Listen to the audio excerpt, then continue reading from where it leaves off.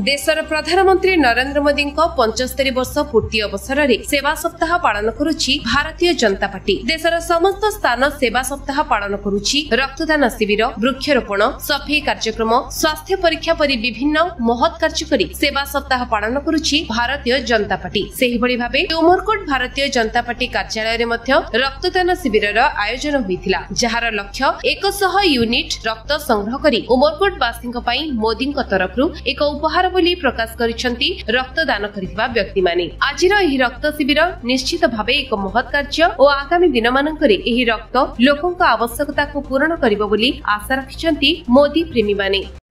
Bharatiya Janata party सेवा सप्ताह पालन करुछि।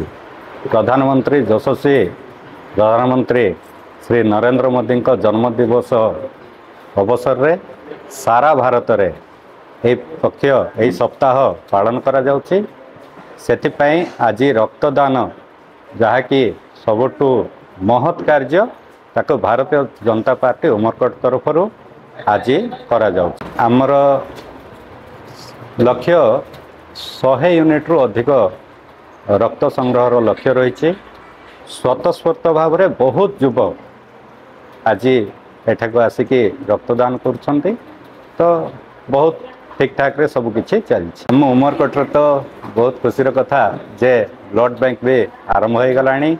आमे समस्ते जानिचे स्वास्थ्य क्षेत्र रे आम अंचल रे बारंबार रक्तर आवश्यकता पड़ुछि, तो सही अनुसार आमर उमरकोट बा नवरंगपुर जिला पई ए रक्तदान निश्चय भाव में एक महत् कार्य रहिबो। यह जो मान को रक्तर आवश्यकता पड़ुछि तांका पई काम रे आसी परिबो। उमरकोट अभिषेक बेहरा रिपोर्ट, विश्व विजय न्यूज ओडिशा।